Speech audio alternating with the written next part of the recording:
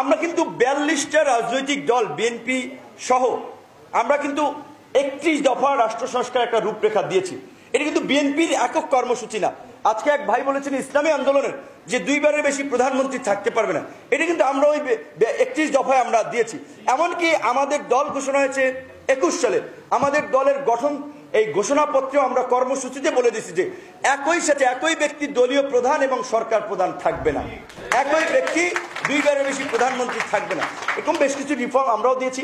তারপর সমন্বিতভাবে কিন্তু রাজনৈতিক দলগুলো আমরা 31 দফা কর্মসূচিটা দিয়েছি।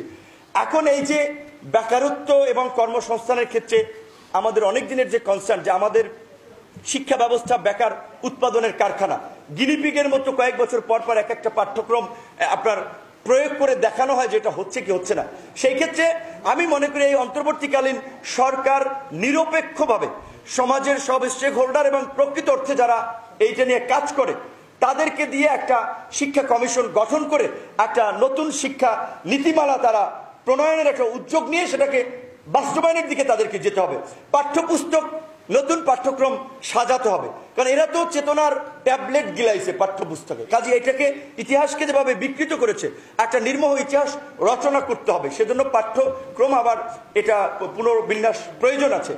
একই সাথে এই যে আমাদের তরুণ জনগোষ্ঠী, কিছুদিন আগে ডয়চে ভেলেতে একটি রিপোর্ট হয়েছিল যে আপনার প্রায় 4,73,20,000 কর্মক্ষম তরুণরা কোনো কাজের সাথে যুক্ত নাই।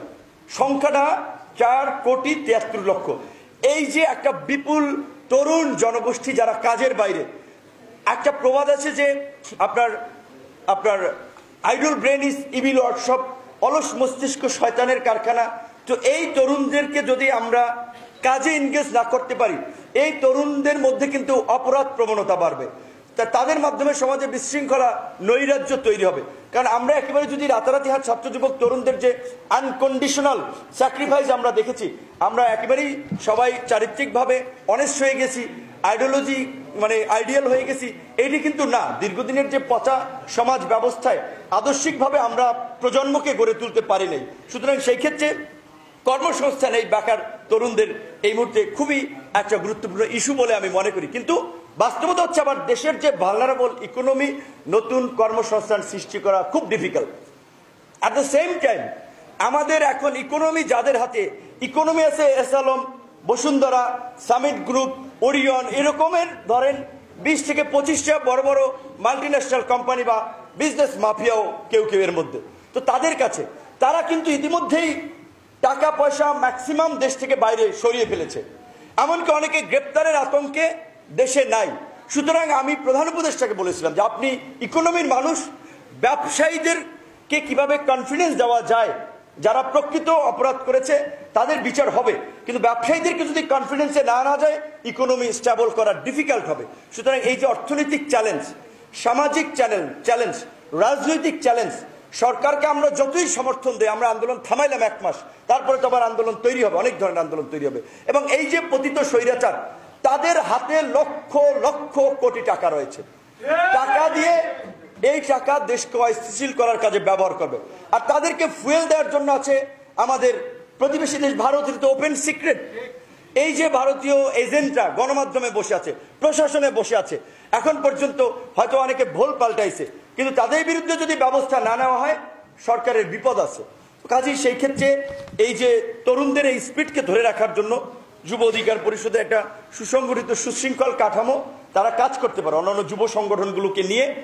এবং আমাদের এখানে একটা বিষয় অবশ্যই মনে রাখতে হবে, যারা গত 15 বছরে এই সরকারের হালুয়া রুটির ভাগ পেয়েছে, বেনিফিশিয়ারি ছিল, তারা অনেকে কিন্তু এখন ভোল পাল্টাইয়া বিপ্লবী হয়েছে। এই যে গত বছর, এই যে কয়েক বছর ধরে যে আমরা আন্দোলন করলাম, কোন কোন দল আন্দোলন করেছে আপনারা জানেন না? কারা রাস্তায় ছিল আপনারা জানেন নাই? আমরা বলেছিলাম বিএনপি, জামাত, বাম, ডান এখন দেখার সুযোগ নাই, আসেন গণতন্ত্র পুনরুদ্ধার এবং নির্বাচনের প্রশ্নে আমরা একসাথে রাজপথে নামি। কারা কারা লিপ সার্ভিস দিয়েছে, বাস্তবে নামে নাই, সেটা তো আপনারা দেখেছেন।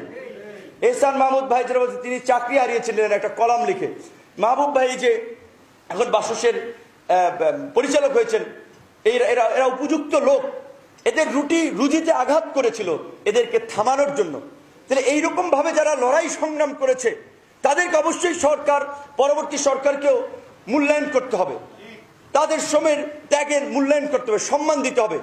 একই সাথে যারা তলে তলে দালালি করেছে, আপোষ করেছে, তারা যেন কোনোভাবেই এই জাতীয় সরকার কিংবা পরবর্তী কোনো নির্বাচন কোনো জায়গায় যেন তারা স্টেক হোল্ডার নিশ্চিত না করতে পারে।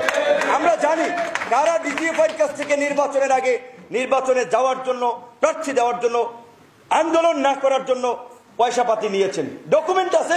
ডিজিএফআই চিফকে এখন জিজ্ঞেস করেন যে আপনি কারে কারে কোন দলকে কত টাকা দিয়েছেন।